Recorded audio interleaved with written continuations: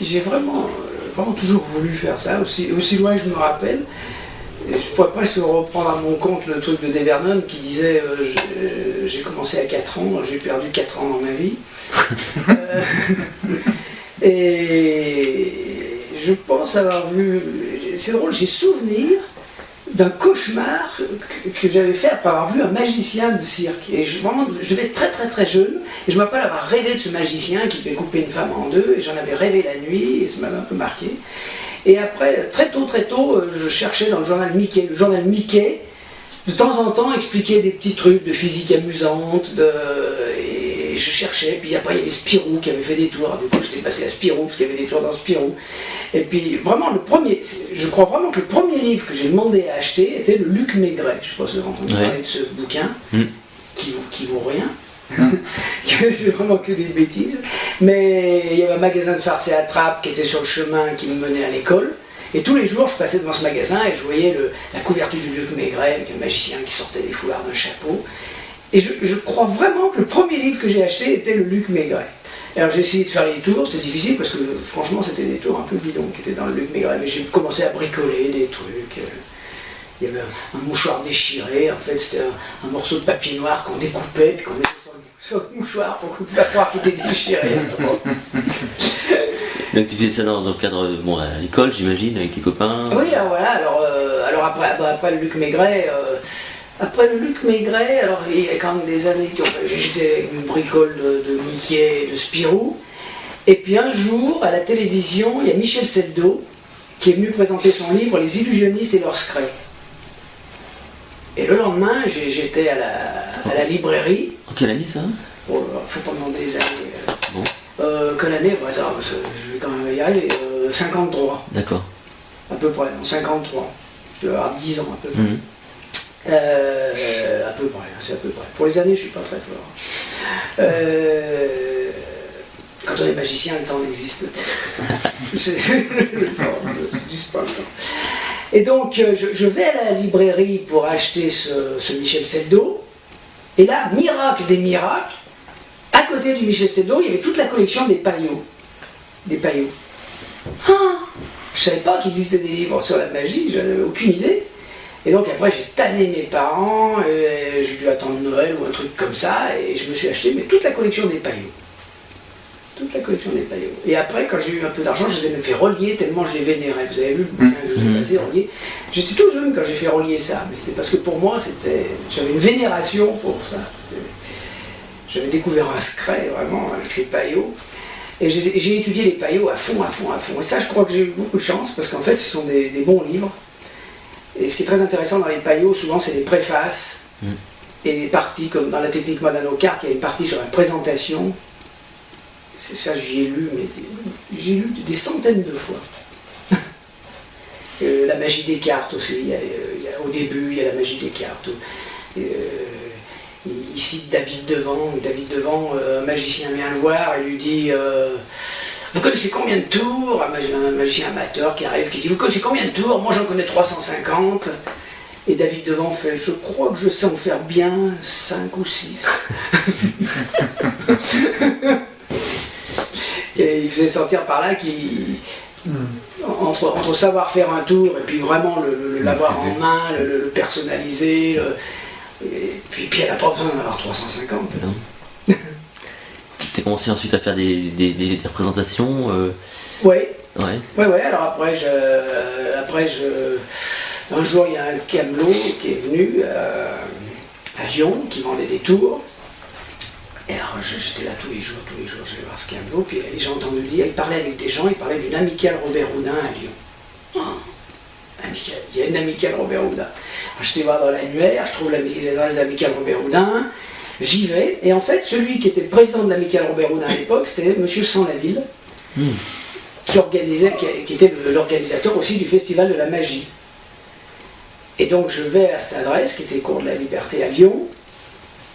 C'était assez impressionnant, l'immeuble était luxueux, j'arrive devant cette porte, j'avais 12 ans, à peu près, je n'osais pas frapper. Je me rappelle être monté à l'étage au-dessus, parce qu'il y avait des gens qui arrivaient, alors je ne veux pas leur comment, alors je montais à l'étage au-dessus, je redescendais, je disais, il faut que je sonne. Puis à moi j'ai sonné, Et là, sans la ville m'a reçu très gentiment, très gentiment, il me dit bon, ça vous intéresse, on a une réunion mercredi prochain, si vous savez faire 2-3 tours, amenez-les, parce qu'on veut voir quand même si vous vous intéressez vraiment. Et hop, je me suis retrouvé à l'Amicale Robert Houdin de Lyon.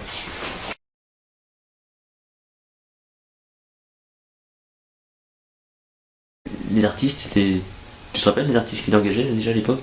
Ouais. Bah, Ricky Hardy, il engageait beaucoup Ricky Hardy, il engageait Omar Pacha, l'original, parce que l'actuel, en fait, il a racheté le numéro. Omar Pacha, Otrovsky, non, Otrovsky c'est le suivant maintenant. Je ne me rappelle plus son nom. Enfin bon, l'original. Et il avait Harry Thierry, et Oshane Nagra, j'ai beaucoup travaillé Oshane Nagra en transmission de pensée. Il avait un hypnotiseur, Rodini, un hypnotiseur. Parce que sans la ville, il faisait sa publicité, il faisait la publicité. Pour remplir les salles, à l'époque, d'annoncer un prestidigitateur, ça ne suffisait pas. Et lui, il avait eu l'idée de faire des spectacles où il mélangeait fakirisme, transmission de pensée, hypnose, paranormal et manipulateur. Et ça attirait les gens.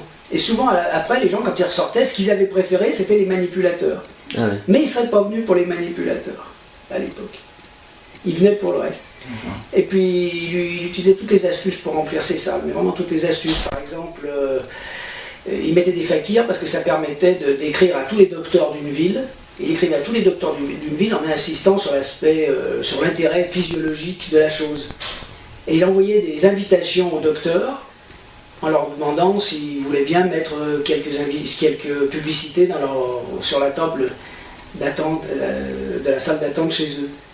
Donc tous les docteurs d'une ville, en fait, avaient des prospectus qui annonçaient le festival de magie. Ils leur donnaient des entrées gratuites.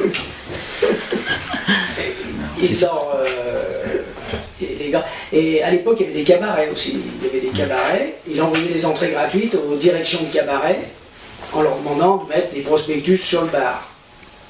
Et beaucoup d'organismes comme ça qu'il appelait et en disant je vous donne une entrée gratuite, mais ça serait sympa de mettre des prospectus sur votre bar. Il organisait des concours de vitrines magiques.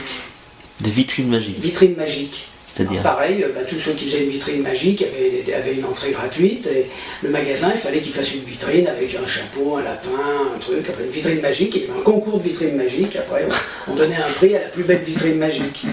Il créait vraiment l'événement, il a fait des trucs, il faisait vraiment une publicité à la Barnum. Il a fait des trucs insensés. Ils ont enterré un fakir place Bellecour. Il y a un fakir qui était maintenant on ne pourrait plus. Creuser la place Bellecour. Mais là, à l'époque, ils ont creusé un trou place Bellecour, ils ont enterré un fakir, et ils ont dit il va rester là pendant 2 heures, voilà. Et ils sont partis boire un coup, ils l'ont oublié. Tout d'un coup, ils ont dit mince, on a dépassé, ça fait 2h30, ils l'ont déterré, le gars il était violet.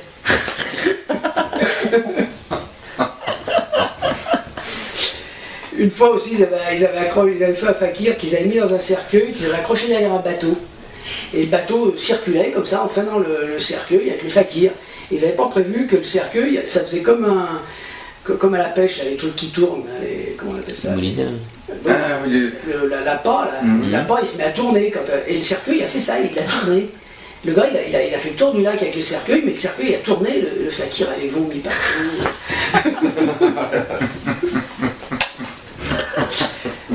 Il y avait Ben Goubet, il a crucifié Ben Goubet devant le Pâté Cinéma.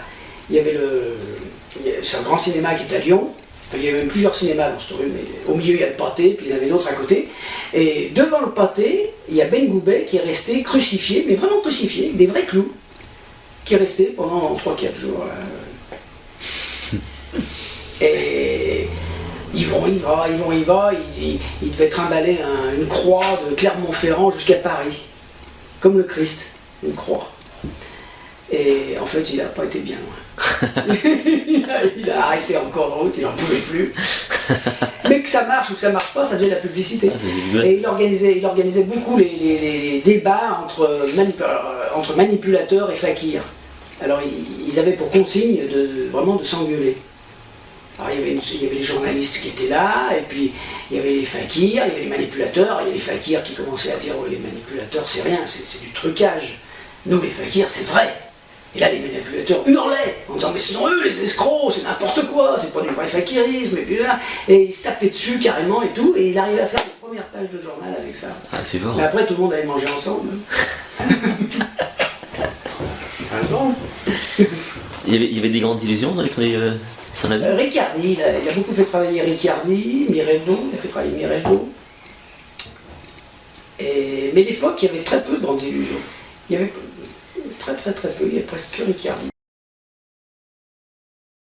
Ah bah moi alors c'est Calanag, parce que André Saint-Laville, hein, une année, au lieu de faire le festival de magie, il a produit Calanag, le magicien allemand avec la grosse revue. Et ça a été mon cadeau d'anniversaire en fait. On m'a dit qu'est-ce que tu veux, je dis oh, je voudrais aller voir Calanag. Et j'ai été voir Calanag et là,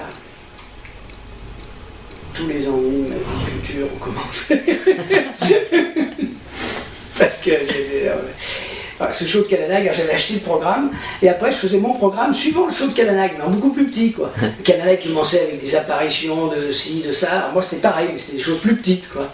Et déjà, je m'étais basé sur le truc, je me dis, s'il fait comme ça, il y a une raison que ça soit dans cet ordre, et je faisais là.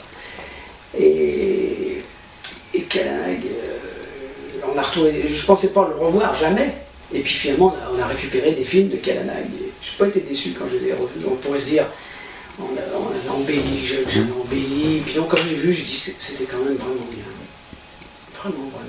C'était extraordinaire, une grosse revue avec 20 danseuses. Donc à l'époque c'était quelque chose de novateur, c'était... on faisait pas ça en France? Pas du tout. Non, il y avait personne qui faisait ça. C'était le seul. C'était le seul qui tournait avec un gros show comme ça. Alors la publicité était sur la disparition de la voiture. C'était pas le meilleur truc, c'était quand même étonnant, moi ça m'avait quand même étonné cette disparition de voiture, mais c'était pas le meilleur. On allait voir la disparition de la voiture, et les gens qui ressortaient, ils parlaient du bar magique. En fait. Ah, le bar magique. Le bar magique, alors ça, tout le monde parlait du bar magique, c'est incroyable. Mais ça correspondait à ce que disait Saint-Laville. Saint-Laville, il disait, dans un spectacle, il faut une chose qui attire, puis il faut des choses qui plaisent. Et c'est pas toujours les mêmes. D'accord. Des fois, on peut remplir la salle sur un peu une connerie. Des fois, il avait annoncé, il a fait des trucs sans la ville. Il annonçait la disparition d'une voiture sur scène. Puis c'était Omar Pacha qui était chargé de faire disparaître la voiture. C'est-à-dire qu'il ne se cassait pas, quoi. Il avait un voile blanc sous lequel il y avait un voile noir. Il mettait les deux voiles sur la voiture, puis il renlevait que le voile blanc, et la voiture avait disparu. Et souvent, comme la voiture passait pas par la porte, c'était un scooter qui remplaçait la voiture. Donc, les gens sortaient, oui, bon. Mais par contre, comme tout le reste du spectacle leur avait plu, ils râlaient pas trop. Mais il disait, il faut un truc qui les attire, mais c'est pas toujours celui qui après va faire le plus. T'as des idées, Gérard? Ta première grande illusion, alors, c'était... Et l'hypnose, les gens, ça marquait l'hypnose, ça marquait les gens à l'époque, l'hypnose, parce qu'on n'en avait pas vu. Alors, qu'est-ce qui représentait un peu ce mouvement Rodini, Rodini. il avait Rodini qui faisait de l'hypnose, et ça, les gens sortaient perturbés de cette histoire d'hypnose. À l'époque, on ne connaissait pas du tout. Ils faisaient la même chose qu'on fait un peu aujourd'hui, c'est-à-dire qu'ils faisaient monter des gens du Oui, public. c'est le même principe. Ouais. Et donc tu avais 12-14 ans, tu as commencé donc, tu montais tes premiers numéros, mais tes premières grandes illusions sont arrivées à quelle période plus tard? Quand j'ai commencé à avoir un peu d'argent, parce que pendant longtemps, ouais, alors après j'ai monté un numéro de cabaret avec mes moyens, alors c'était un numéro de cabaret, c'était cigarettes, c'était des apparitions de cigarettes et en leitmotiv des cannes. Tout le temps je me retrouvais avec une canne, mais des cannes qu'on ne voyait pas arriver en fait. C'est-à-dire que j'étais en train de faire des trucs, puis on s'apercevait que j'avais une canne sous le bras. Alors je l'achetais dans les coulisses. Puis je refaisais des trucs de cigarettes, j'ai les cigarettes dans la bouche, boire un verre de lait, ressortir la cigarette, tout ça. Puis oh tiens, il y a encore une canne sous mon bras. Mais on ne les voyait pas arriver, en principe on ne les voyait pas arriver. Et les motifs, après, la base de la routine de cigarette, c'était une routine de Kate Clark qu'il avait publiée. Parce qu'il y a le gros livre de Kate Clark. Ouais. Que j'avais vraiment étudié, vraiment. J'étais malade, je me rappelle, je m'entraînais le matin avant d'aller à l'école, j'avalais des cigarettes. Il y a comme petit déjeuner, c'était pas mal. Et puis après, finalement, ce qui m'a été beaucoup plus utile, ça a été le petit fascicule de Kate Clark, où il décrit son numéro. Il y a un fascicule, je ne sais pas si vous le connaissez, un tout petit fascicule, où il décrit intégralement son numéro, avec, où il faisait cigarette, après il faisait les foulards sympathiques, là, les nœuds qui voyagent d'un côté à l'autre, et une routine de corde. Une routine de corde qui est excellente d'ailleurs, qui est très très bonne. Un peu longue à préparer, mais excellente. Parce que c'est une corde en fait où les raccords sont aux deux bouts de la corde au départ. Alors il y a un endroit où on fait semblant de couper, un autre endroit où on coupe vraiment, et après en fait on ramène les deux bouts avec les raccords. Et les raccords qui étaient au bout se retrouvent au milieu, et c'est pas mal du tout. Très bluffant. Et là, j'avais rajouté dans cette routine de corde 2 effets. J'avais rajouté le fait qu'à un moment donné, je faisais tourner les ciseaux, là, genre frame, je coupais, je faisais tourner, et pouf, les ciseaux tombaient par terre. Et hop, je faisais apparaître une autre paire de ciseaux. Et puis, il y avait la salière, après il y avait la salière, mais ça c'est un truc que faisait Fred Capps, mais moi je l'avais fait avec un tirage. Et puis il y avait la salière qui disparaissait, j'avais rajouté des effets pour donner un peu de rythme à tout ça. Et mon numéro de cabaret, en fait, il sortait pas mal de ce livre de Kate Clark, parce qu'il y avait les cigarettes, mais auxquelles j'avais rajouté des apparitions de Cannes, il y avait la routine de corde où j'avais rajouté quelques effets pour donner un peu plus d'intérêt. Puis je terminais avec une production de foulard au tambourin, et puis après je faisais une prise comme une prise de colombe, mais en fait le chargeur de colombe, je l'avais rempli de fleurs harceurs. D'accord. Et c'était assez joli. Parce que à la fin, quand tous les foulards étaient sortis, je ramassais un foulard par terre et il y avait je crois, bien 300 fleurs qui sautaient en l'air. Donc une pluie de fleurs. Ça plaisait aux filles. Elles me disaient, oh, c'est comme un orgasme. Ah, ressort. Ta première. Alors c'est avec ça que j'ai gagné un peu de rond, quoi. Et puis après, en fait, les grandes illusions, c'est un peu Saint-Laville qui m'a poussé aussi. Parce que Saint-Laville, il m'a dit, oh là là, le truc qui me manque le plus, ce sont les grandes illusions. C'est ce qu'on a le plus de mal à trouver. Moi, j'avais vu Kavanagh, les grandes illusions, ça me plaisait beaucoup. Saint-Laville me dit, si vous montez quelques grandes illusions, je vous engage. Alors, pouf, j'ai parti avec mon marteau, mes clous, dans le sous-sol. J'ai commencé à construire des illusions. Et en plus, c'est vraiment Saint-Laville qui m'a mis sur la voie, parce qu'en plus, il m'a dit, il y a une grande illusion dont on parle partout, c'est la femme zigzag. Femme zigzag, et dans la semaine où il me parlait, des fois on se demande s'il y a un hasard quand même. Il n'y a pas de hasard finalement. Parce que dans la semaine qui a suivi, j'ai reçu une pub pour le livre d'Arbin, et il y avait, il disait qu'il y avait les plans de la femme zigzag dans ce livre. Et là, c'était dur, parce qu'il était très cher, ce bouquin, pour l'époque. C'était un bouquin, on n'avait pas l'habitude de voir des livres à ce prix-là, quoi. C'était il y a... En traduisant en argent de maintenant, le bouquin faisait bien dans les... pas loin de 12 000 francs, donc en euros... 12 000 francs en euros. 1800. Ça fait 1600, 1600 euros. Il était à 1600 euros le bouquin. Ah oui, déjà. À l'époque, ouais. Ouais, parce qu'il faisait 2500 francs. 2500 francs à cette époque, il faut multiplier par 5 à peu près. Ils vendaient en fait le plan de la zigzag pour ce prix-là finalement. Bah, je ne sais pas si vous le connaissez, le bouquin d'Arbin. Non. Bah, il est là. Je sais pas si je peux me lever. Oui, bien sûr. Déjà, quand on a acheté ce livre, Il y a un certificat. on avait un certificat comme quoi on s'engageait à ne pas construire ce tour pour les gens.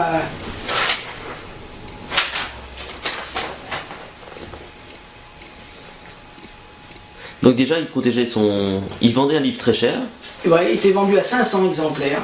mais on n'avait pas le droit de construire la grande illusion alors. Pour soi, on avait le droit d'en faire une. Pour soi, mais pour quand même la produire, parce que je vois pas trop le... Pour la produire quand même... Ah oui. Oui, c'est ça. Oui. T'avais pas le droit d'en faire un Enfin, commerce. textuellement, ce livre est le copyright de Robert Arbin. Bon, les reproductions sont interdites. Tous les droits pour fabriquer et revendre les tours sont strictement réservés. Celui qui achète ce livre ne divulguera aucun des secrets. On peut voir. Pendant 2 ans, celui qui achète ne prêtera pas le livre, ne le donnera pas, ne l'offrera, on n'a même pas le droit de le revendre. Pendant 2 ans. 2 ans. Oui, oui. Il faut absolument pas le donner à une société, à la bibliothèque d'une société magique, pour un usage commun. Le pourchasseur, celui qui fait, n'aura pas le droit de fabriquer les tours, excepté pour son usage personnel. Enfin voilà, mais personne n'en a tenu compte. Hein. Ben non. Parce que le bouquin n'était pas sorti, qu'il y avait déjà Jacob qui sortait des femmes zigzag à la tire-larigot, et en plus mal faite, parce qu'il n'y avait pas le panneau coulissant. Une des grandes astuces quand même de la femme zigzag, c'est que là, il y a un panneau qui glisse en fait. C'est-à-dire que quand on la met sur le côté, en même temps on tire ce truc, et donc le dessin se décale plus que normal. Et du coup là ça devient noir. Là ça devient noir, et toute cette partie devient noire. Et la plupart des mecs qui ont fabriqué des femmes zigzag, ils ont négligé le panneau coulissant. Alors que lui il dit c'est 50% de l'illusion. Voilà. C'est comme l'origami, quoi.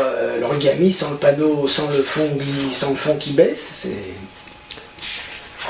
Bon, alors là c'est étonnant parce qu'on a quand même la preuve que l'illusion elle est déposée parce qu'elle est... Oui. Et pourtant... Tout le monde s'en tape. Hein. Bah, elles sont toutes déposées. L'origami est déposé. Hein. Il n'y a pas eu de procès par rapport à ça. Il n'y a jamais eu de procès. Il n'y a jamais eu de procès par rapport à ça. Mais il y a eu une copie, alors il a commencé vaguement de dire oui, bon il n'était pas non plus très... C'était pas un mec chiant, Robert Harbin. Ouais. C'était pas le genre à faire des procès. Alors il a quand même dit oui, bah il faut pas, je vais vous faire un procès, puis après il y en a eu tellement... ils sont submergés en fait par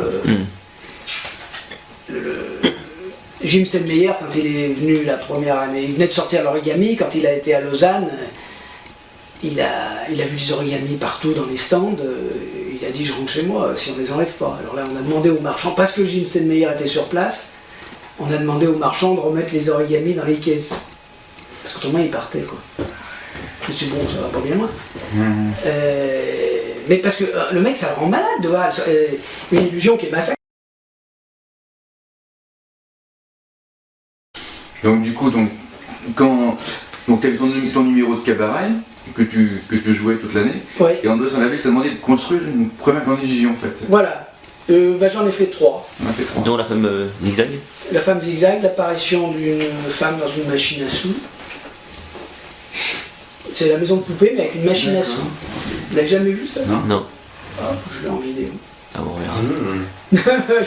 J'ai la vidéo de l'Olympia. On va voir ça tout à l'heure. Ouais, j'ai la vidéo de l'Olympia. Donc j'ai construit une première illusion qui a été tellement ratée que je l'ai jamais faite. Je n'ai jamais rien construit de ma vie. Là.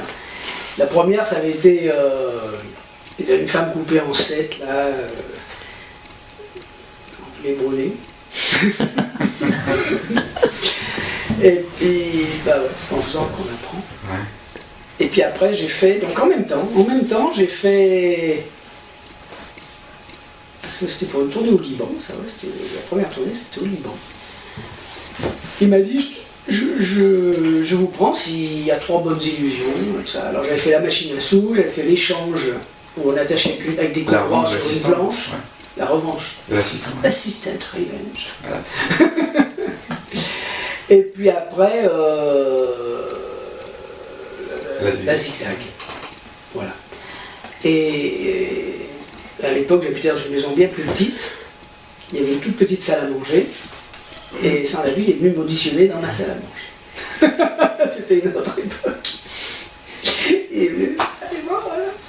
Allez-y. Et j'ai fait ma machine à sous. Une à la fois, parce qu'il n'y avait pas la place pour en mettre 2. J'ai dit, attendez, maintenant je vais chercher la suivante. Les mecs qui étaient dans la chambre à coucher, je les ai amenés dans la salle à manger, j'ai fait une truc, il me dit, bon, eh ben, c'est bon pour le Liban. Voilà. Et là, au Liban, j'étais avec Joey Valdis, Omar Pacha, l'original, Ocean Naga, et Yvon Riva. D'accord. Qui était un cas. Un talent incroyable, il aurait fait croire n'importe quoi. Là, Yvon Hiva, visiblement, était nettement la vedette du spectacle au Liban. Il le prenait pour Jésus-Christ. Hein. On peut rappeler son numéro Il faisait de l'hypnose, mais c'était un fou furieux. Il prenait des petites pilules pour se calmer, puis un jour, il a été à court de petites pilules, ça a commencé à dégénérer. Mais des trucs... Et alors, il nous voyait d'un très mauvais œil. Le gouvernement libanais était entouré de gens qui avaient un peu de pouvoir parce qu'ils faisaient croire qu'ils étaient voyants, ils faisaient croire qu'ils étaient ci, ils faisaient croire... Et ils nous voyaient comme des concurrents, vraiment. Et pendant qu'on était au Liban, ils ont sorti une loi pour interdire l'hypnose. Ils ont créé une loi pendant qu'on était là-bas. Ça a duré combien de temps les tournées en fait Voilà, ça a duré 3 mois cette tournée. 3 mois au Liban en fait. Et en Syrie, on s'est exilé en Syrie parce qu'on peut plus rien. Parce que dans un premier temps, donc ils ont interdit dans la loi, ils avaient fait une loi où ils interdisaient d'hypnotiser le public. Sans la ville a dit, c'est pas un problème. Il va endormir les artistes. Il dit, comment ça, il va endormir les artistes tout le monde va dire, on est des compères. Non, mais pour prouver que vous dormez, vous vous enfilez des aiguilles dans les joues. Ah. Alors, tous les jours, Yvon Hiva endormait des artistes. C'est chacun son tour. Et il endormait un artiste, puis pour prouver qu'il dormait, il lui traversait la joue avec une aiguille, pour prouver qu'il dormait. Puis nous on dit, mais l'impresario il fait jamais, ah bon, très bien, alors il l'a fait un jour, ça va bien. Et après, il y a eu un jour où ils ont carrément, il y avait la police qui était devant les loges, ils voulaient nous interdire de rentrer dans les loges. On n'avait pas le droit, les gens faisaient la queue pour rentrer, et il y avait la police devant les loges pour nous interdire de rentrer dans les loges. Et là, sans la ville, dit, c'est pas de problème, on va passer comme des clients. Et on est rentré en achetant des tickets. On s'est mis dans le public, on a acheté des tickets, on est rentré. Et après, alors ça allait tellement mal qu'il a dit, bon, allez, on va en Syrie. Ah, la Syrie, c'était encore autre chose. C'était encore autre chose. Parce que là, comment ça se passait? Vous travailliez dans les... Vous étiez à demeure dans un théâtre pendant une semaine en fait? Oui, on a bien fait... On a bien fait 20 jours, oui, au premier théâtre. C'était complet tout le temps? Bourré, les placements au marché noir. Ah oui. Ils vendaient les places au marché. Mais il faut dire qu'on a eu un coup de malchance, qui s'est révélé un coup de chance. Quand on arrive au Liban, le premier jour, Sans la ville, le matin, apprend que les bagages ne sont pas partis dans la bonne direction. On apprend que les bagages sont partis dans une destination absolument opposée. Et il a la conférence de presse à faire. Et là, c'est là qu'on voit qu'il avait des nerfs d'acier, Sans la ville, parce qu'il fait sa conférence en disant « Ce soir, vous verrez des femmes voler dans l'espace. Ce soir, vous verrez ci. Ce soir, vous verrez ça. » Alors qu'on n'avait rien. Pas un costume, pas... Tout était paumé dans les aéroports. Et il fait sa conférence comme si de rien n'était. Après, au Chanel-Agra font une conduite de voiture les yeux bandés, ça vire à l'émeute, tout le monde était sur la voiture, il n'arrivait même pas à conduire. Voilà. Et puis le spectacle du soir arrive. Et Sans la ville dit, bon, écoutez, ceux qui peuvent faire quelque chose, vous faites quelque chose. Et puis, alors celui qui pouvait le mieux faire quelque chose, finalement, c'était encore Yvon Hiva, l'hypnotiseur, parce qu'il n'y avait pas besoin de matériel. Et normalement, il terminait le spectacle. Et Sans la ville dit, bon, on va commencer par l'hypnose. Alors, mais j'ai pas de costume. Mais non, mais là, le costume, il est très bien. Enfin, non, c'est très bien, parfait le costume. Et donc, ce jour-là, le spectacle, c'était au théâtre du Casino du Liban. Le spectacle démarre avec Yvon Hiva en hypnose. Démarrer un spectacle par l'hypnose. Le spectacle démarre avec Yvon Hiva. Et Sans la ville était constamment au téléphone, savoir si les bagages arrivaient ou pas. Pas de bagages, pas de bagages, pas de bagages. Yvon Hiva démarre, il fait 2h30 d'hypnose. Et il était là. Alors, vous êtes des chiens. Vous. Il allait dans les coulisses. Les bagages sont arrivés. Non, il faut continuer. Bon. Vous êtes des éléphants. Et alors, l'hypnose là-bas marchait du feu de Dieu. Non seulement il y avait les gens sur scène qui dormaient, mais dans la salle, on avait plus de 100 personnes qui dormaient dans la salle, à qui on n'avait rien demandé, qui dormaient quand même. Il y en a un qui a failli tomber du balcon. Il a été rattrapé par les autres. Il s'endormait, il dansait au balcon, il a failli, parce qu'il faisait discothèque, vous êtes dans une discothèque, là, les gens dansaient. Il y en a un qui a failli tomber du balcon. Et à l'entracte, il y en a plein qui étaient restés endormis dans la salle. On nous les amenait dans la loge. Ils étaient empilés. Empilés. Les gens étaient empilés en train de dormir. Et ils vont y voir, il fallait qu'ils les réveillent dans la loge. Et donc, l'entracte, après, on a un entracte qui fait une demi-heure, pas de bagages. Et là, je vois Sans-la-Ville qui, pour la première fois, commençait à pas lire et qui dit « c'est une catastrophe. On va être obligé de rembourser tout le monde et les journalistes sont là, c'est un désastre. » Et tout d'un coup, un cri « les bagages arrivent !» Et là, comme des fous, le premier qui était prêt, il passait sur scène, on est passé dans n'importe quel ordre, le premier prêt, le premier qui passait. Et le lendemain, il y avait des critiques dithyrambiques sur Yvon Hivar, principalement. Yvon Hivar, vraiment, il y avait des photos des gens qui dormaient dans la salle, qui dormaient ici, qui dormaient là. Et c'était devenu une légende du jour au lendemain. Une légende, parce qu'une fois je prends un taxi, il conduit le taxi, Yvon Hivar n'était pas là, hein, et il conduit le taxi, tout d'un coup il fait « Ah !» Il dit « Qu'est-ce qui arrive ?» Yvon Hivar vient de me toucher. Ça les avait complètement perturbés, cette histoire d'hypnose. Et c'était... Bon, il était un peu comme lui, il avait des cheveux longs, il boitait, je ne sais pas si vous connaissez le personnage d'Yvon Hivar. Bon, il faut déjà voir le personnage, il boitait, il était petit, il avait des cheveux longs, un peu... On pouvait un peu l'assimiler au Christ. Et il le prenait pour le Christ. Et en fait, donc tu partais avec son... Donc il y avait 5 numéros en fait pour les tourner sur la ville, c'était quoi? C'était ça à peu près? Bah là il y avait Yvon Hivar faisait toute la deuxième partie. Oui, il y avait Chanelaga, nous... Moi je faisais illusion et présentation. J'ai fait les présentations de Sans-la-Ville pendant 7-8 ans. D'accord. J'ai présenté tous les spectacles. C'est ce que j'ai même mieux fait, la présentation. Joey Valdi, Sommer Pacha. Et oui, j'ai dit le 4. 4. Et l'hypnotiseur, quoi. Et l'hypnotiseur. Qui faisait la deuxième partie. Puis même la transmission de pensée aussi, c'était un peu long. C'était un peu de temps dans la première partie. Puis voilà. Et en fait, donc les conditions, ça a commencé comme ça. Voilà. On a d'abord eu 3. Oui, 3. Tu es parti au Liban pendant donc, plusieurs semaines. Mois. 3 mois, ouais, c'est ça. Et après, les tournées sur la ville, ça durait toute l'année ou c'était juste 3 mois par an en fait? Comment ça généralement, il y avait 1 mois ou 2 à l'étranger, puis un mois en France. On faisait 1 mois en France, toujours une partie de la France. Ça aussi, ça faisait partie de ces choses qu'il disait. Il disait il ne faut jamais revenir dans une ville avant 3 ans. Il faut laisser le terrain en jachère, parce que si on fait tous les ans, ils vont se lasser. Donc lui, son idée, c'était de revenir tous les 3 ans. Donc on faisait une partie de la France, après on faisait une autre partie de la France, une autre partie de la France, puis on recommençait. D'accord. Donc là, tu as construit tes 3 illusions pour cette année-là, en fait.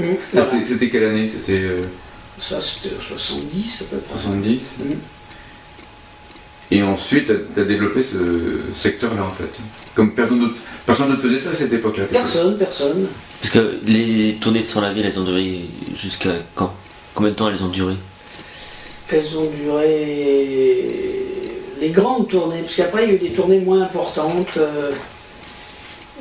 Il y a eu les grandes tournées qui ont duré jusqu'en 75, 76.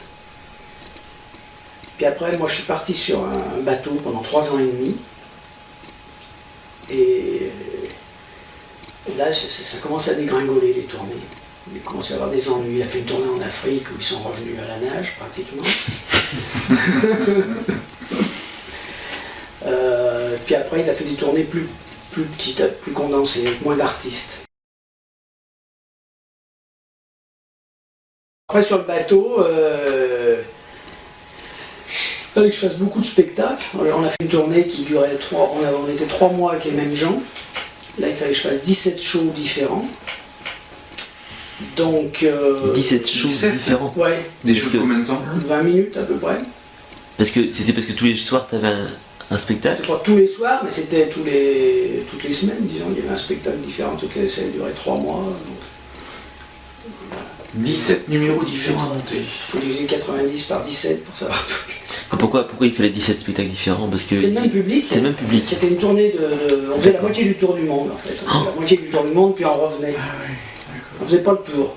On était en Chine, puis on est revenu, mais par à peu près les mêmes endroits. Et alors je me basais sur les pays pour m'aider un peu. Je me basais sur les pays et quand on est arrivé aux Indes, il y a le directeur de croisière, il me dit pour les Indes, qu'est-ce que vous pourriez faire? Et moi, comme une connerie, je dis, bah, je sais pas, la planche à clous, c'est les fakirs les Indes. Très bonne idée! Je dis, oh là là, on le fait. Non, mais je dis, ça pourrait. Non, on le fait. On le fait. Je dis, mais j'ai pas de planche à clous. Mais il y a un menuisier, vous allez lui demander, il va vous faire ça, très bien. J'ai jamais raconté cette histoire de la planche à clous. Non. Ah, la planche à clous. Alors, je vais voir le menuisier me donne une planche, il me donne des clous, il me dit, voilà. Ah, déjà, il devait me faire la planche, normalement, mais il n'avait pas le temps. Alors je vais à l'avant du bateau avec ma planche et mes clous, et puis toute la journée j'étais en train de planter des clous. Puis il y a des passagers qui passaient, qui visitaient la cabine du commandant, qui disaient, oh, mais là-bas à l'avant du bateau, c'est qui? Mais c'est le magicien. Ah, what are you doing? Surprise, surprise. Bang, bang, bang. J'avais lu dans un bouquin que si on mettait beaucoup de clous, le poids était divisé par le nombre de clous, donc ça allait. Alors mes barcodes, ils m'avaient donné des pointilles hyper fines. Alors je mets les clous, j'en mets plein. Et puis la nuit, je vais dans le main lounge, je mets ma planche, je me mets dessus comme ça. C'était pas comme écrit dans le livre. J'ai pas mis assez de clous. Alors je repars, je remets le double de clous. Ça n'allait encore pas. Enfin, j'ai mis autant de clous que je pouvais, et ça faisait quand même un peu mal. Hein. Un peu. Et arrive la soirée, alors je m'étais mis en fakir, je sais pas si vous imaginez, avec le pagne et tout ça, et le gars il dit, bah non, Jean-Régis, alors j'ai fait l'arrêt du cœur aussi, j'avais décidé de faire l'arrêt du cœur, tu sais, avec une balle sur le bras. Et je mets là-bas, et il y a le docteur qui vient, et je dis maintenant je vais arrêter mon cœur, bon. Puis il disait rien. Et je dis, mon pouls il bat encore? Là il fait non. Je dis bah dites-le. Et le docteur dit le pouls ne bat plus. Puis comme c'était pas très net, je m'évanouis. Plaf, je m'évanouis sur scène. Et on m'embarque dans les coulisses, et là j'étais mort de rire, et il y a une passagère qui était en train de venir voir ce qui se passait parce qu'elle s'inquiétait, puis moi en fait j'étais en train de mourir de rire. Bon, et puis on annonce cette fameuse planche à clous. Alors la planche à clous, ils mettent un tabouret, un deuxième tabouret, on met la planche là-dessus, je prends une feuille de journal, je mets une feuille de journal sur la planche pour montrer qu'elle va s'enfoncer, je me mets sur cette planche, et là, sur le bateau, il y avait un mec qui était mais vraiment énorme, un Hollandais gigantesque, qui vendait des diamants, et il était énorme, à tel point que là-bas sur le bateau, les sièges, ils sont attachés au fauteuil. Il ne pouvait pas s'asseoir. Quand il arrivait comme ça, plof, il y a le ventre qui bloquait. Et il y avait chaque fois deux serveurs qui venaient appuyer sur les épaules, et il y avait le ventre qui faisait plouf, qui passait dessous. Ça y est, il était en place. Il mangeait et c'était encore plus difficile pour repartir parce qu'il avait mangé entre temps. Voilà, alors... Et moi je suis sur cette planche et il y a le directeur de croisière qui fait bah maintenant on va demander à quelqu'un de venir monter sur Jean-Régine. Tiens, vous. Et il montre ce mec. Et moi je fais non, pas lui. Je dis bon, directeur de croisière, peut-être pas quand même. Ben voilà, alors il prend une jeune fille, et la jeune fille, je vous mens pas, elle monte sur la chaise qui est derrière, et dit maintenant vous allez monter délicatement sur Jean-Régine, et là, elle me saute à pieds joints dessus. La fille, elle était sur la chaise, et elle fait paf. Et là, j'ai eu une image, je me suis dit je vais me relever, et je vais saluer avec une planche plantée dans le dos. Je me suis vu saluer avec la planche dans le dos, tu sais. Après, elle est redescendue, je me suis levé, j'avais 500 trous dans le dos. Je commence à rire, j'avais 500 trous. Le journal bien enfoncé, je lui montrais. Et voilà, et pendant un mois, il a fallu que je dorme sur le ventre. Et le directeur il me dit oh, c'est génial, hein, il faudra qu'on le refasse. Et là dans la nuit j'ai pris ma planche et j'étais l'acheter par-dessus bord.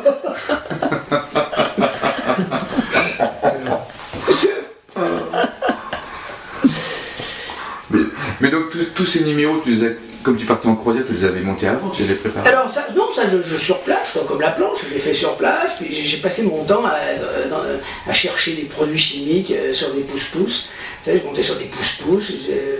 Ah oui, à chaque à chaque escale, je cherchais, je fabriquais un canon pour. J'avais un peu de gag de Topor Martin, là où il retrouve une carte choisie avec un canon, je pense. C'est un gag, tu fais choisir une carte, et puis tu la mets dans un canon. Hein, tu mets le jeu de cartes dans un canon, tu te mets en face, tu dis maintenant on va tirer un coup de canon, et je vais rattraper la carte. Et puis le canon démarre pas, alors tu vas voir ce qui se passe, puis là le canon t'explose à la gueule, et tu es tout en vêtements déchirés. Ça avait été mon dernier spectacle, j'avais fait des trucs de Topor Martin. Le 17e spectacle. D'accord. Avec les anneaux, tu donnes des anneaux à examiner, puis tu les reprends, ils sont tout tordus. Ça a super bien marché comme dernier spectacle. Et puis alors donc sur le bateau, par contre, j'avais fait des plans d'illusion. Que tu avais imaginé? Ouais, voilà, des routines, la fameuse routine que je faisais avec le singe, la molle pendue en l'air, tout ça, c'est tous des trucs que j'avais étudiés sur le bateau. J'avais aussi profité quand même aux États-Unis d'acheter 2-3 trucs. J'avais été chez Owens, chez mon temple de Bénarès, je l'avais acheté à Hong Kong. Comme on était passé à Hong Kong, j'avais acheté des trucs chez des marchands lors des croisières, et puis j'avais fait des plans d'autres trucs que j'ai. Et c'est là que ça a vraiment commencé en fait. Après j'ai eu le bol que celui qui m'avait placé sur le bateau, c'était l'agence Andrei, Bernarida, ils étaient ensemble. Et j'avais quand même versé 3 ans et demi de pourcentage. C'était de l'argent facilement gagné pour lui parce qu'il n'avait pas fait grand chose. Il m'avait placé pour 3 mois au départ. J'avais été engagé pour 3 mois. Et tu versais d'avance? Non, quand je revenais. D'accord. J'avais avec un gros paquet d'argent pour l'agent. Et oui, j'avais été mis. En fait, ce qui est drôle, c'est que j'étais allé là pour 3 mois. Et c'est grâce au close-up que je suis resté 3 ans et demi. C'est quand même incroyable. Parce que à la fin des 3 mois, il y a le directeur de la compagnie qui est venu.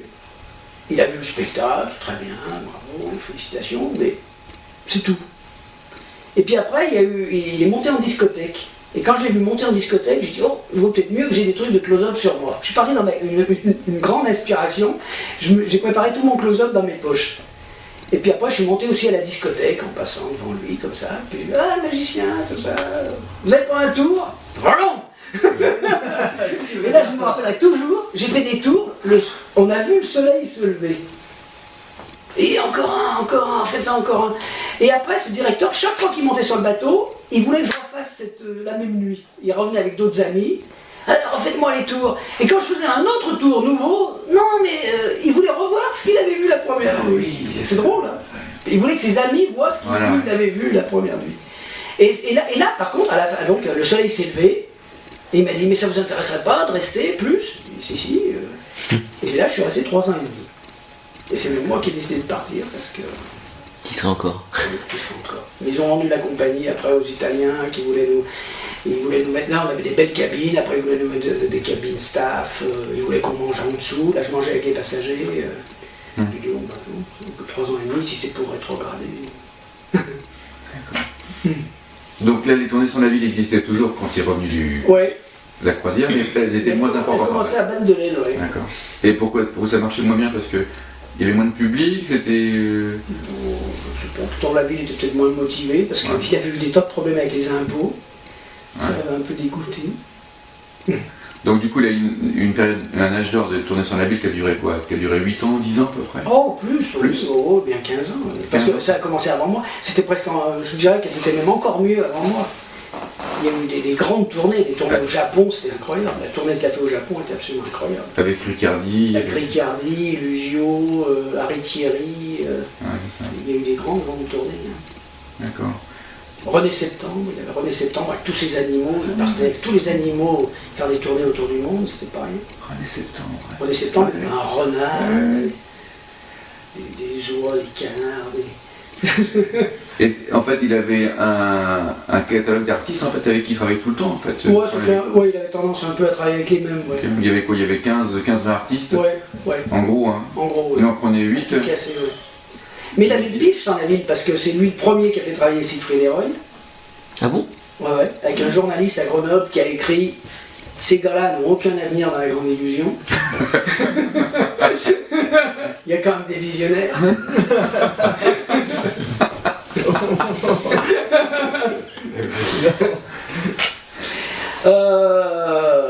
Il a fait travailler, alors que personne ne connaissait, Danny Larry. Danny Larry, Siegfried et Roy. Il y a plusieurs artistes comme ça quand même où il a eu le pif. D'accord. Et ça, c'est marrant. Et en fait, donc, quand toi t'es revenu dans le croisière, c'était la période où ça commençait à marcher un petit peu moins bien. Ouais. Donc toi t'es revenu de cette croisière avec donc toutes tes grandes illusions en fait, et t'as monté un spectacle. Sans la ville, après la tournée, c'était avec Claude Gilson en télépathie. Disons qu'il allait un peu à l'économie, donc on faisait tous un peu plus de choses, quoi. Moi, au lieu d'un numéro, ça devenait plus presque un spectacle. Gilson, il faisait télépathie, hypnose. Et il y avait Primo Grotti. Souvent, on était trois. Ouais. Il y avait Claude Gilson, Mylène Gilson, télépathie, hypnose. Primo Grotti, chinoise. Et puis moi, qui faisais la deuxième partie. Truc comme ça. D'accord. Ah oui, donc il avait diminué. Il avait diminué. Mais il avait été dégoûté, mais complètement dégoûté par les impôts. Qui lui avaient des trucs. D'accord. Et donc toi, du coup, tu as tourné un petit peu avec Saint-Languille encore, et progressivement, tu avais différents agents avec qui tu travaillais. Après, j'ai eu un agent, qui s'appelait Claude Elmrich, qui était à Nancy. Alors lui, c'est incroyable. Un agent que je n'ai jamais vu de ma vie, qui s'occupait à fond. Moi, je ne m'occupais plus de rien. Les gens m'appelaient, je donnais le numéro de l'agent. Et puis il est décédé assez jeune. D'accord. Et c'est à ce moment-là que tu as été connu pour le Claude Elmrich m'a beaucoup poussé. Comme il me vendait bien, automatiquement je faisais... Alors tu produisais dans quel... Pour des événementiels, pour des... Les fêtes de plein air, beaucoup. Les fêtes de plein air, donc en extérieur. Ah, j'en ai fait, mais des centaines et des centaines et des centaines. En extérieur? Ouais. Ah, moi, je suis le roi de l'extérieur. Ah oui.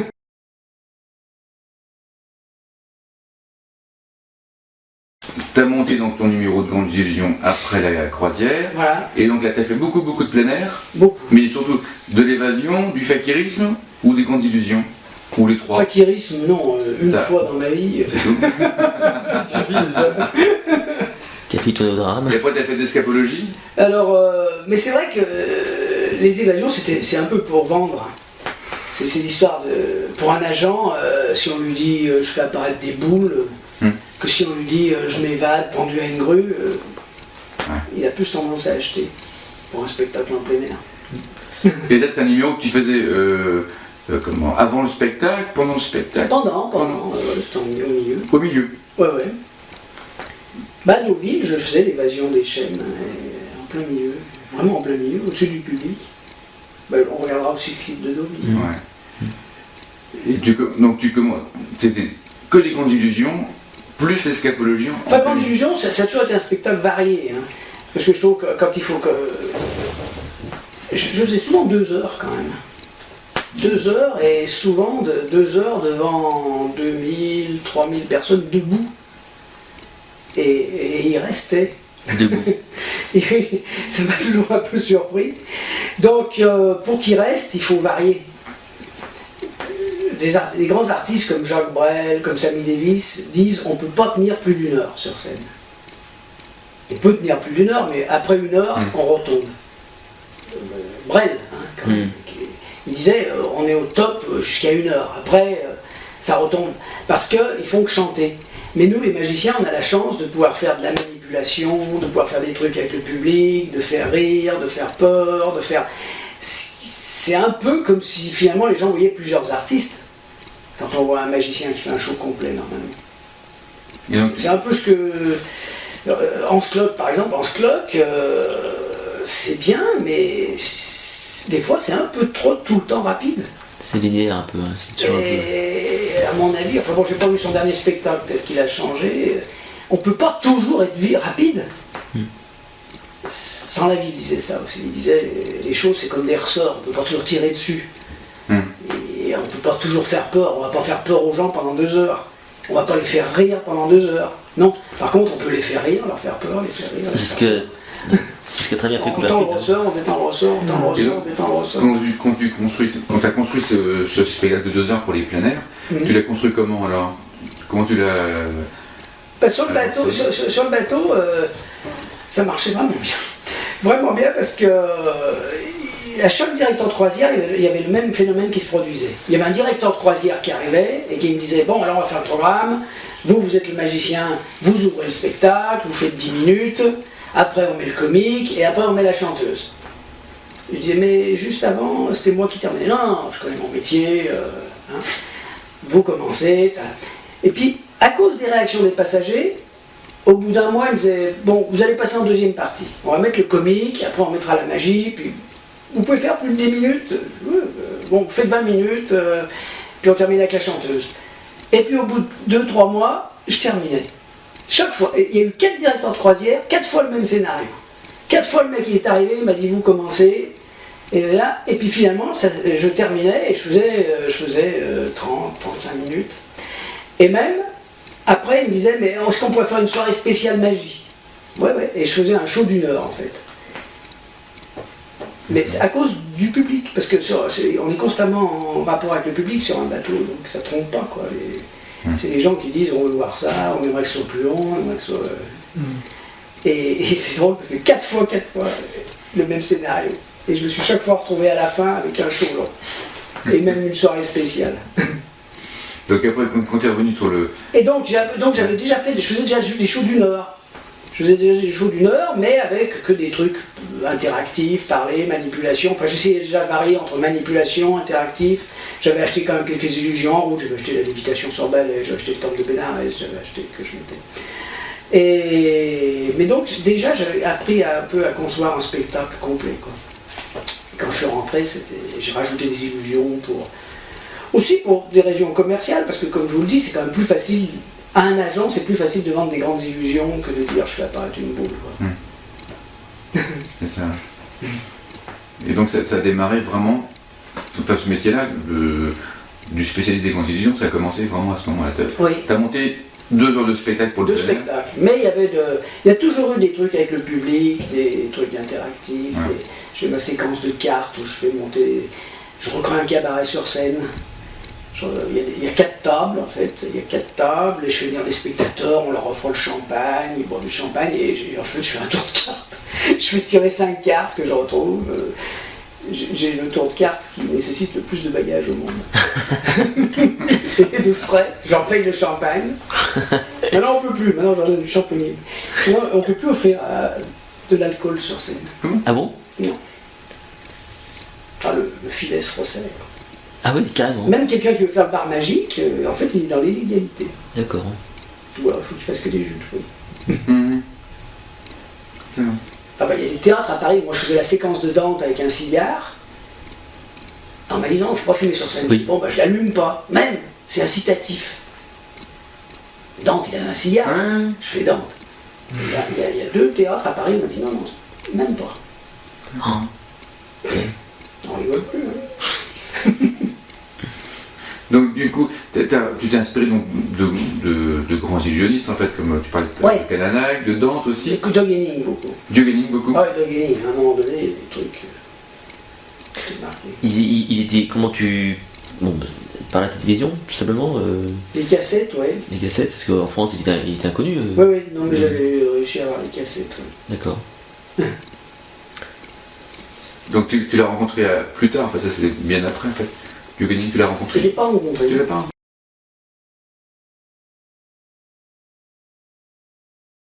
Mais donc il y a cette fameuse affiche là qui a fait le tour, je sais pas du monde ou de France, mais on te voit C'est effectivement. Christian Féchignac qui s'en est occupé, ouais. Il était venu me voir, j'étais dans un congrès à Saint-Étienne. Et... Ah oui, parce que j'ai pas fini mon histoire tout à l'heure. Après le bateau, Ouais. j'étais en train d'expliquer, j'avais donné pas mal d'argent à l'agent. Donc l'agent a organisé une grande tournée en Angleterre. Et un peu pour me remercier de m'avoir payé un pourcentage pendant 3 ans et demi, il m'a mis dans la tournée qui s'appelait le Hello Paris. C'était une tournée avec les Bluebell Girls. Milieu. Et alors c'était une tournée incroyable parce qu'il y avait plus de 20 danseuses et plus de 20 musiciens. Des musiciens dans une fosse d'orchestre. C'est un des derniers à avoir fait une tournée avec des musiciens dans une fosse d'orchestre. Et les musiciens qui suivent tout ce que tu fais, dès que tu fais un geste, ding. Et là, on a fait 3 mois et demi de tournée en Angleterre, en Irlande, on avait même été un peu en Hollande à l'époque. Et donc pour cette tournée, c'est là que ça m'a poussé aussi, parce que pour cette tournée, il m'avait dit est-ce que vous pouvez faire plus de grandes illusions, tout ça, et là pareil, comme ça la ville m'avait demandé pour le Liban, je suis retourné dans mon atelier, bing, bing, bing, bing. J'avais fait la routine des mâles avec le singe qui sortait de la malle, la réapparition, et en fait la première fois que je l'ai fait c'était à Londres. D'accord. Dans un grand théâtre. Donc ça c'était dans les années 75 à peu près 81, ouais. Mais quand tu crées tes grandes illusions, tu te basais sur parce qu'il n'y a pas d'écrit vraiment, à part. Ah, il y a beaucoup d'écrits quand même. Donc c'est à partir de l'écrit que tu te basais. Ouais. D'accord. Ah, Tu avais des plans que tu trouvais et puis donc ensuite tu pouvais le Que tu as construire. Ouais. D'accord. Donc ça présente combien de grandes illusions tout ça? Parce que dans le petit extrait qu'on a vu, déjà on a fait un florilège de. Ouais, j'en ai fait pas. J'en sais rien. Tu sais pas Non. Non. Ouais, je le note sur un papier. C'est quoi, c'est plutôt 200 plutôt, Grandes illusions, non, ouais. pas 200. Pas Non, pas 200. 100 bonnes années quand même. Oh non, même pas, non. Non. 50. Bah, ce qui est énorme. C'est dans Ce qui est déjà colossal quoi, 50. Ouais, je savais même pas qu'il y avait 50 grandes illusions. ça va, si. Ah, si, ça va. Parce qu'après on retourne toujours un peu dans les mêmes thèmes quoi. Mais il y a des illusions, des fois c'est des aventures pour avoir une illusion. Surtout à cette époque, maintenant on en trouve plus. Mais à l'époque c'était difficile de trouver des grandes illusions. Il y avait celles que j'ai fabriquées, mais celles que j'ai achetées, il y en a certaines, ça a été une épopée pour arriver à les avoir. C'était compliqué parce que les gars les fabriquaient sur mesure, c'était. Tu connais. À l'époque, les fabricants de grandes illusions, ils étaient un peu bizarres des fois. Il y a eu une histoire avec Peter Diamond en Angleterre qui a duré 3 ans. C'est ça, tu les achetais forcément à l'étranger, il n'y avait pas rien en France pour ça. Non, il n'y avait pas vraiment pas de qualité en tout cas. Ouais. C'était que les anglo-saxons. Oui. Ouais, c'est ça. Et t'as mis 3 ans pour avoir quoi alors? C'était pour avoir une lévitation sur balai que j'ai jamais eu finalement. Mais là, c'est une histoire insensée. Peter Diamond, un anglais, un peu farfelu. Et j'avais commandé une lévitation sur balai. Et là, il y a eu des années de courrier. Et il m'écrivait qu'il était tombé dans ses escaliers, qu'il était à l'hôpital, mais que dès qu'il sortait de l'hôpital, il s'y remettait. Après, il n'y avait plus d'acier. L'acier, il utilisait un acier spécial pour le balai. Il n'y en avait plus en ce moment en Angleterre. Puis après, je me suis retrouvé sur le bateau et on allait en Angleterre. Et là, je lui ai écrit, je dis ça y est, elle est faite. Il me dit oui, ça y est, elle est faite. Je dis bon, je vais la chercher. J'arrive. D'accord. Et j'arrive devant chez lui à minuit. Je dis bon, je ne vais quand même pas sonner chez lui à minuit. J'attends le lendemain. Et le lendemain, je vais chez lui. Il me fait ah, je l'ai envoyée hier. Après quoi, elle n'est jamais arrivée. Elle n'est jamais arrivée. Alors il me dit que finalement elle lui avait été retournée cassée. Moi, j'y crois pas une seconde. Bah oui. Qu'elle a été retournée cassée. Et puis chez lui, quand je suis passé, à un moment donné, j'ai vu une belle malle des Indes, en aluminium. Et je dis bon, écoutez, si on oubliait la lévitation sur balai, je prends ça. Bon, d'accord. Et finalement, j'ai pris la malle des Indes que j'ai utilisée pendant des années dans cette routine avec le singe et l'autre. Et sinon, donc, enfant, donc, toi, tu as monté toutes ces illusions-là. Est-ce que tu as travaillé avec d'autres magiciens français pour monter ça, ou des gens qui t'ont conseillé, qui t'ont aidé, ou tu as toujours avancé C'est toujours moi qui conseillais les autres. Ouais, Je sais pas pourquoi, mais non, parce que j'ai eu... Bah t'étais peut-être le précurseur. Hein. Mais j'ai eu la chance de me retrouver dans des trucs où j'ai appris. Par exemple, quand Webb a monté son spectacle à Mogador, il m'a fait venir. Il me dit, ah bah viens, on sera pas de trop. Et là, il avait fait venir aussi John Gone. Et j'ai passé 15 jours avec John Gone. Et on a sympathisé, on mangeait midi et soir ensemble. Et moi, je posais des questions. Et lui, il me montrait tout. Il me disait, ah, ça c'est comme ça, et ça c'est comme ça. La femme sciée, c'est un plan qu'il m'a fait sur sur un papier d'emballage. Ah oui. Il m'a fait le plan, mais bien, un beau plan, hein, aux côtes réelles en fait. Il m'a fait le plan, il m'a dit tiens, si tu veux en fabriquer une, voilà. Et j'ai fait le plan avec les. J'ai fait mon illusion sur les plans de John Gone, sur papier d'emballage, que j'ai encore, je sais pas où. Et j'avais aussi le plan d'un piège à arête, j'avais le plan. J'avais récupéré tous les plans en fait qu'il avait fait pour Web. J'avais tout récupéré. Et je sais pas pourquoi, chaque fois je me suis retrouvé dans les grands shows. Comme là, Bertrand Lotte m'appelle pour le Futuroscope. Donc, alors ce qui est rigolo, c'est qu'on vient pour apprendre quelque chose aux gens, mais en fait, je suis le premier à apprendre. Parce que comme là, on a été aux États-Unis, on a vu tous les marchands, et ils nous ont montré des trucs. Je suis un escroc. Et ils croient m'engager pour apprendre quelque chose, c'est moi qui apprends. Tu es intervenu pour quels artistes, t'as créé des illusions, enfin tu as conseillé en tout cas. Ouais, Johnny Hallyday. Alors qu'est-ce que tu as fait pour Johnny Hallyday? Bah, l'ascenseur, enfin, c'est John Gone qui l'avait construit, mais c'est moi qui me suis occupé de tout quoi, pour que ça marche. D'accord, on a mis ça en place. Ah ouais. Alors, comment... Johnny Hallyday, c'était pas gagné. Hein. Alors comment ça s'est passé justement? Cet ascenseur il était là, Camus avait quand même payé ça assez cher, et on attendait Johnny Hallyday. Et c'était l'époque où il y avait des problèmes sentimentaux avec une femme, comment elle s'appelait Laetitia. Non, c'était avant Laetitia. Juste Adeline. Adeline. Alors, Camus. Ah ouais, je sais tout sur toi. Camus était emmerdé parce que là, il s'était séparé d'Adeline. Camus était super content. Puis juste avant la tournée, il s'était remis avec Adeline. Et c'était une relation qui le perturbait beaucoup. Il disait oh là là, ça va lui prendre la tête, quel bordel. Et donc, l'ascenseur est en place, et on voit Johnny Hallyday qui arrive avec Adeline, et 25 personnes, parce qu'il y avait toujours au moins 25 personnes autour d'Hallyday. Et ils arrivent. Et Hallyday, il regarde l'ascenseur, il regarde les décors, ça. Il dit bon, alors, je me mets où là-dedans? Et ben, voilà. Alors, quelqu'un fait une démonstration, il se met dedans. Il fait bon. Alors, si je comprends bien, je démarre le spectacle complètement décoiffé et les vêtements fripés. Super comme entrée.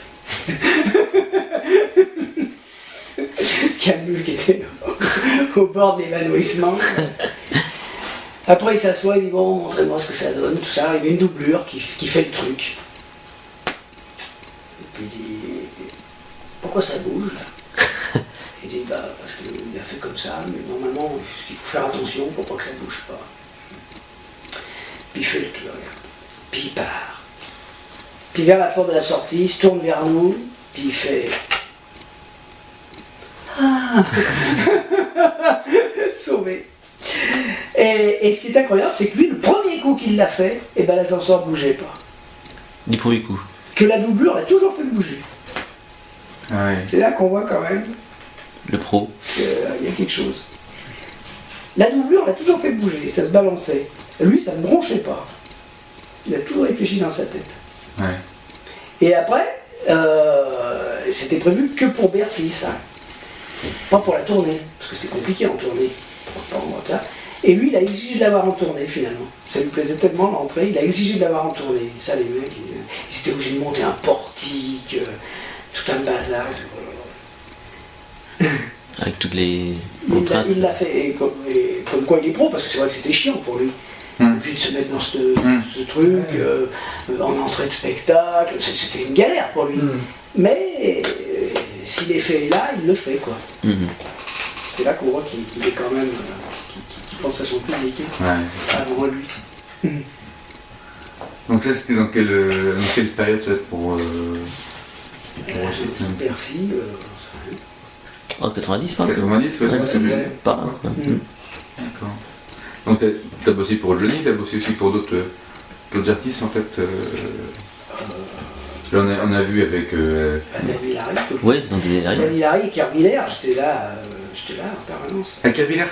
Ah oui, le premier Kervillers, d'accord. j'ai passé 1 mois et demi là-bas. Oui. Et avant, j'allais à son atelier, on discutait. Le premier show, j'ai beaucoup travaillé sur le premier show de Kervillers. À l'époque, il m'écoutait. Non, il m'écoute encore des fois. Ça dépend des mots. Et... Parce que bon, il y avait toi, et personne d'autre. Mais Daniel Harry, oui, il a vraiment profité, lui. Il me posait des questions, Kervillers, il a traité Kervillers, il m'a emmené pour traiter Kervillers. C'est pas sûr encore d'être engagé, on a été là-bas avec lui, etc. Et sur la route, il s'intéressait, quoi, les machins, qu'est-ce qu'il faisait, comment il faisait, voilà. Mais c'est vrai qu'en même temps, j'apprenais, parce que Daniel Harry, il a ses idées, j'ai appris aussi beaucoup de choses.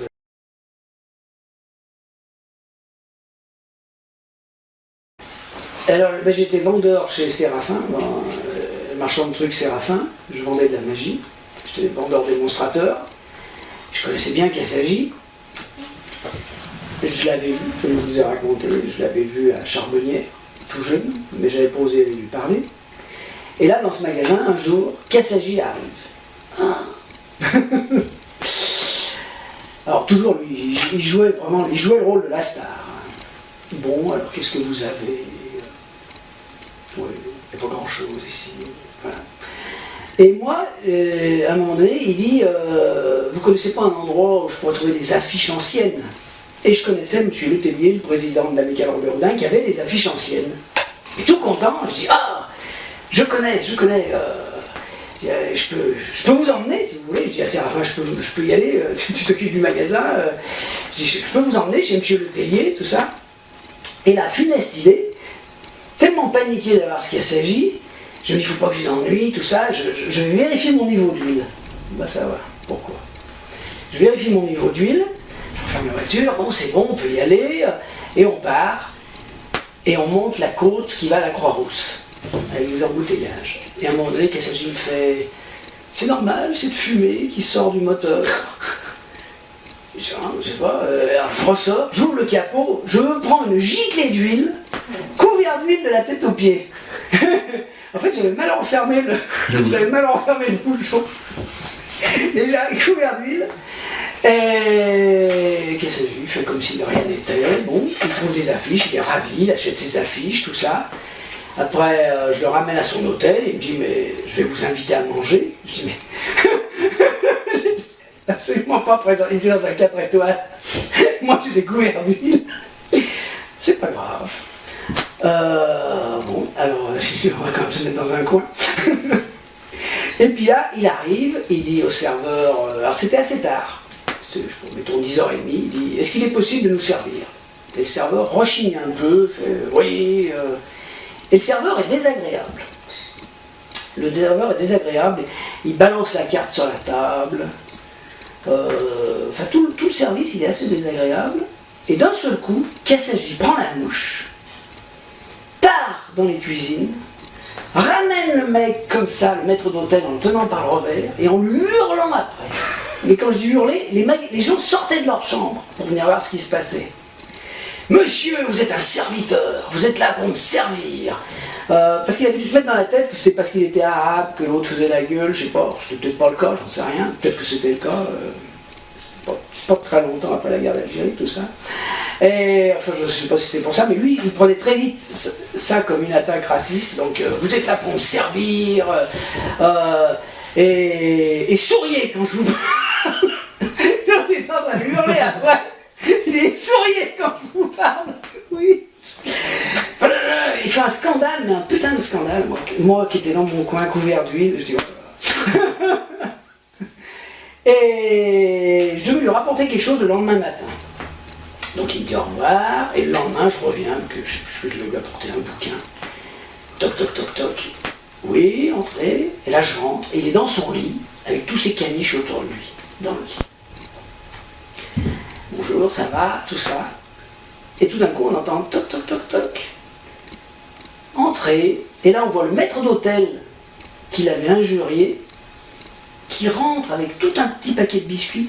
Monsieur Cassagi, il nous est resté des biscuits d'hier. J'ai pensé peut-être que pour vos chiens, ça leur ferait plaisir, tout ça.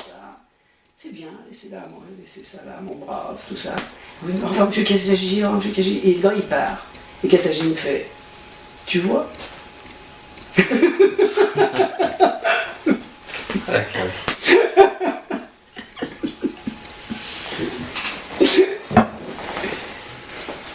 Et après, donc on s'est revus régulièrement. Après ça, on s'est revus régulièrement.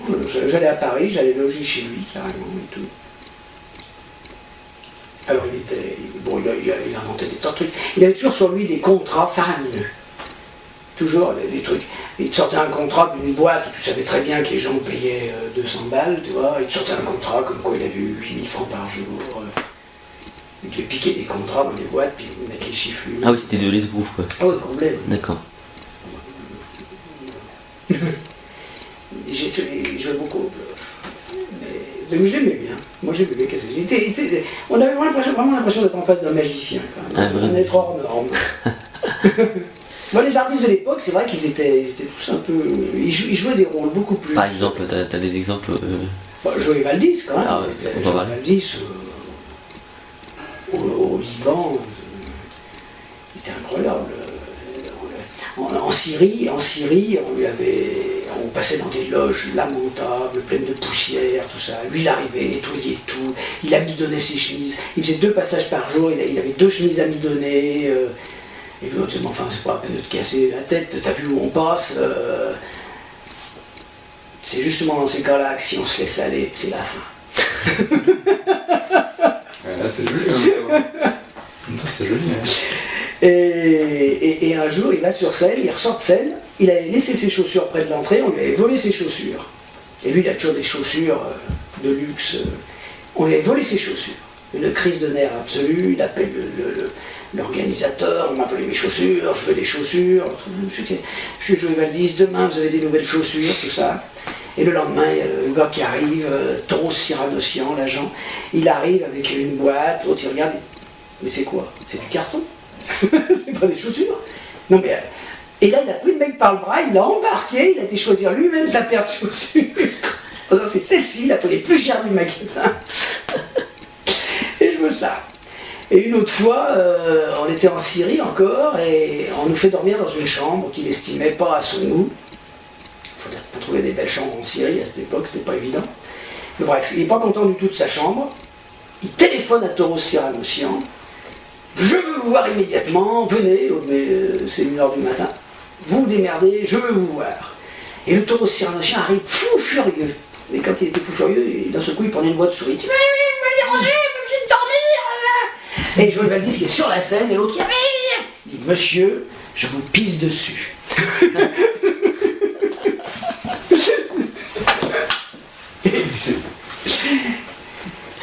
Quand il envoie. C'était très...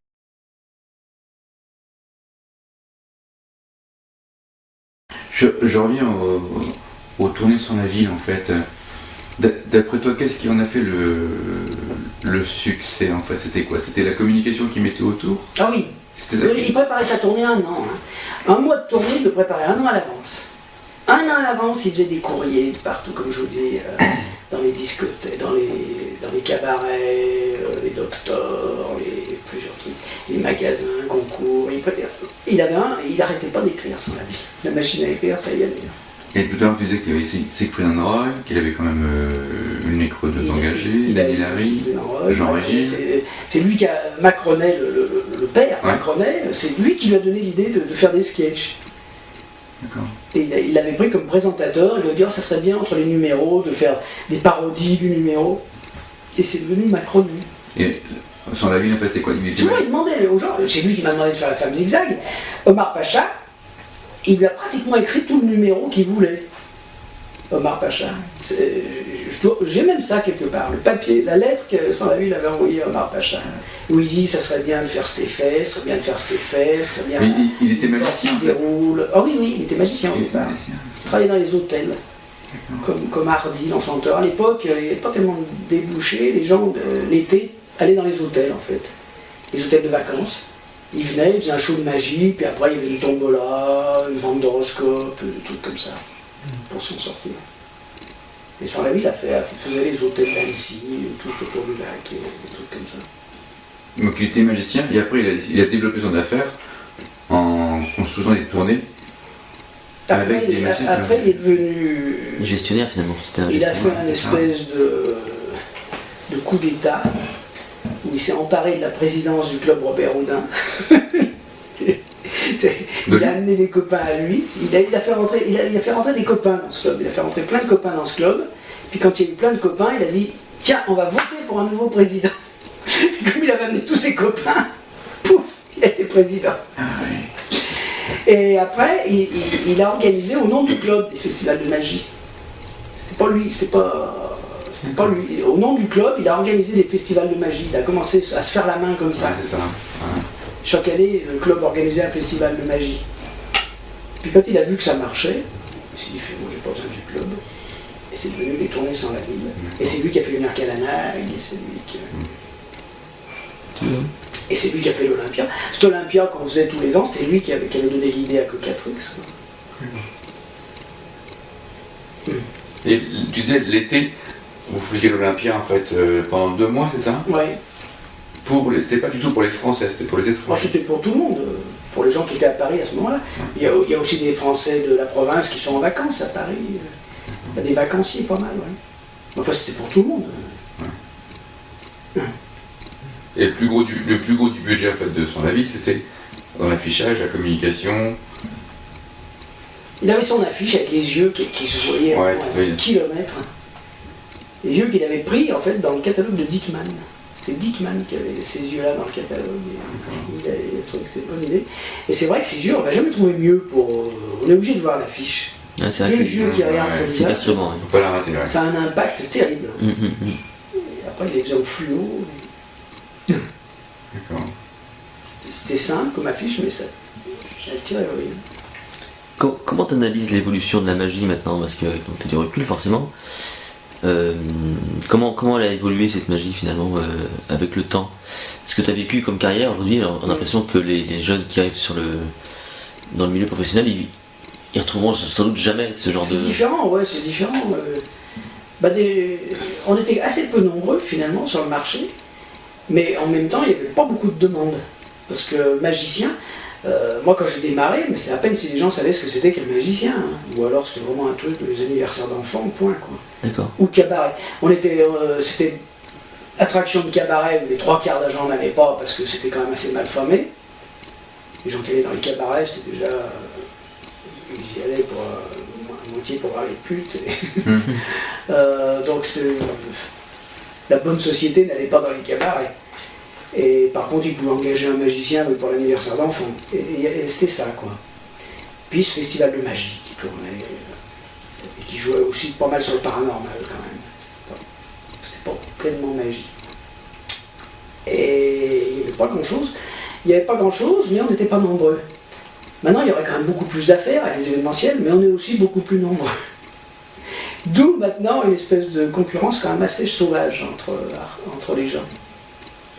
Maintenant, on a vu débarquer sur le marché quand même des gens qui tueraient pour faire une affaire, quoi. Ouais. Et d'un point de vue strictement technique, la magie, comment elle évolue? Quel est ton regard justement sur cette... Là, si on regarde ce qui se passe en ce moment, les deux qui tournent le plus actuellement, je pense que c'est Mortimer et Eric Antoine. D'accord. Les deux qui tournent le plus. Alors qu'est-ce qui peut expliquer Alors Mortimer, c'est parce il est quand même pas mal dans le circuit culturel. C'est un bon circuit quand même, si on arrive à s'y mettre. C'est un circuit qui bénéficie de subventions. Les salles ont des subventions, donc ils peuvent payer. Quant à Eric Antoine, je sais pas, il doit faire pas mal d'événementiels, je pense. Lui, il doit plutôt être dans... Enfin, je connais pas plus que ça. Il a créé peut-être un personnage qui fait que... Mais... Là, c'est la technique moderne. Enfin, je sais pas, dans ces petits papiers, je sais pas, mais j'imagine qu'Eric Antoine a un bon agent qui lui a payé un bon attaché de presse. Et maintenant, ça marche avec des attachés de presse. On prend un attaché de presse, on passe à la télé. Là, Christelle Camus, elle a pris un attaché de presse pour Dany Larry, d'un seul coup, on l'a vu partout, quoi. Partout. À mon époque, c'est vrai que c'était plutôt en fonction de la qualité de l'artiste. Les gens qui passaient à la télé, chez Jean Neuin, c'était parce que Jean Neuin les avait vus, qu'il les avait trouvés formidables, il avait repéré Fernand Reynaud, qui faisait marrer, il avait mis Fernand Reynaud, ça. Maintenant, ceux qui passent à la télé, c'est un peu ceux qui ont le bon attaché de presse, quoi. Du lobbying, quoi. Et en attaché de presse, je sais pas, on m'a dit que celui de Dany Larry, c'était quand même 20 000 € par mois. Ouais. 20 000 euros par mois, mais tu passes partout. Hum. Mais ça fausse quand même aussi en même temps les choses, quoi.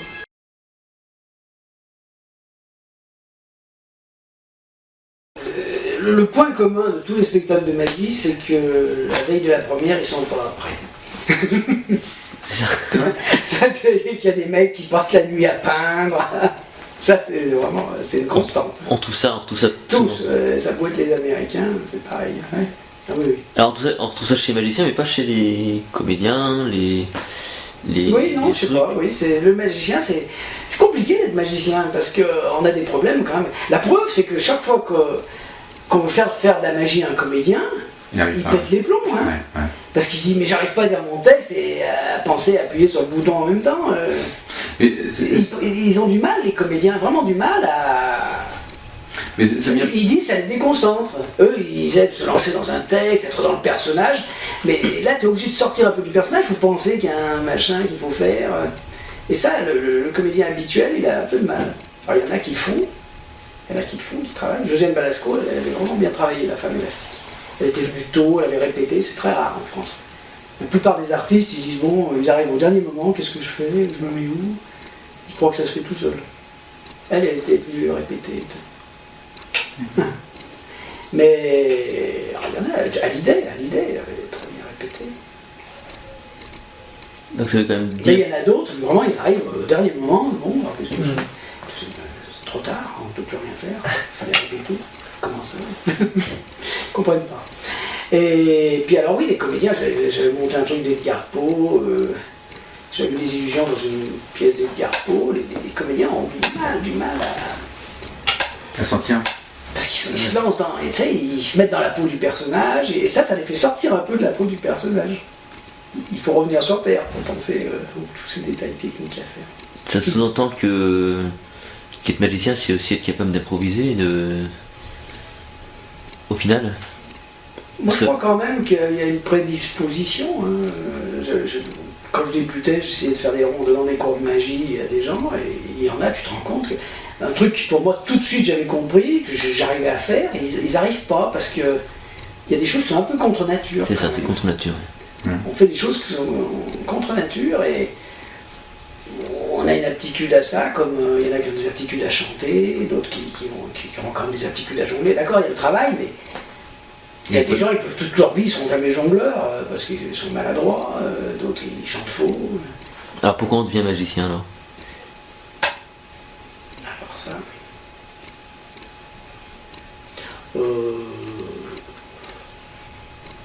Bon, je pense qu'on a envie de refaire vivre aux gens un truc qu'on a vécu jeune.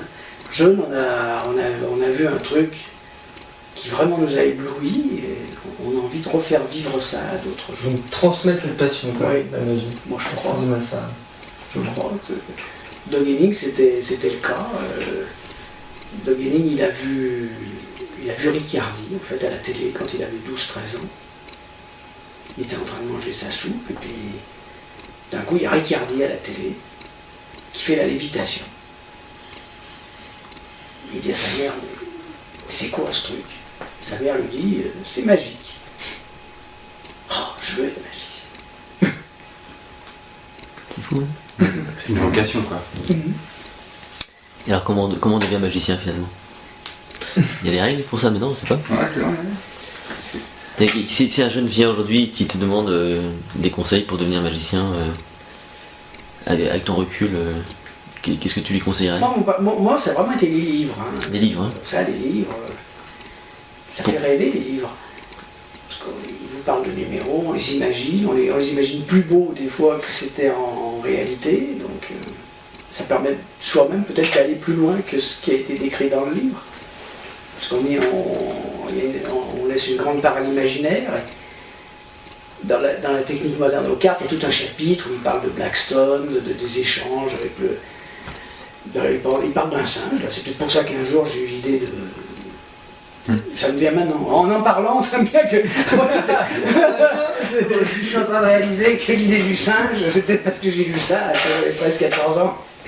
Il parle d'un change avec un singe, tout ça, et alors on embellit. Là. Mais en embellissant, du coup, on risque de faire mieux soi-même. Que si on regarde la vidéo, ben, on ne peut pas faire mieux, on va faire comme la vidéo. la vidéo complète quand même, hein. Tu vois toi-même. C'est bien après la vidéo. Ouais. C'est bien après. Et pour concevoir, il faut d'abord l'écrit alors. Moi je trouve, je sais pas. Ouais. C'est une idée vieux. C'est tous les vieux qui disent ça, qui ont vu les livres. Parce que nous on a eu les livres alors. La magie d'aujourd'hui est un peu formatée peut-être.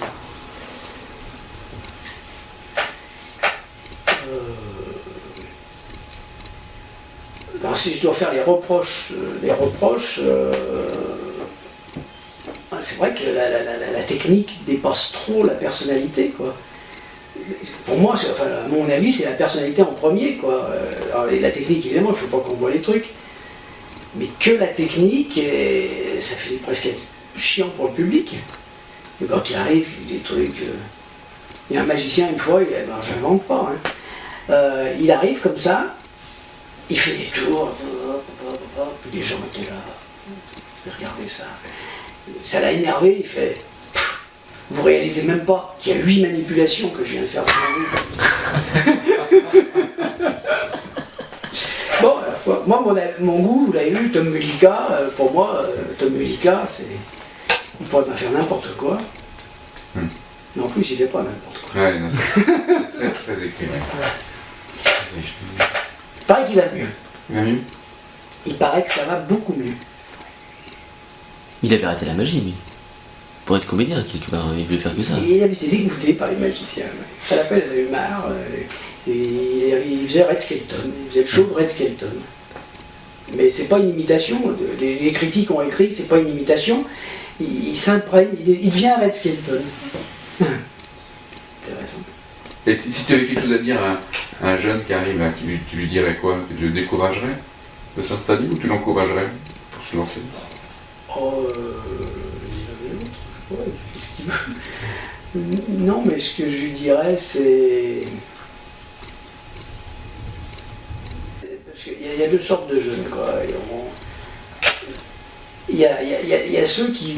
Il y a quand même toute une catégorie de jeunes, maintenant, qui vont dans un spectacle pour critiquer. C'est incroyable. Au lieu de voir ce qu'ils pourraient apprendre, parce que même dans le mauvais, on peut apprendre, hein, quand même.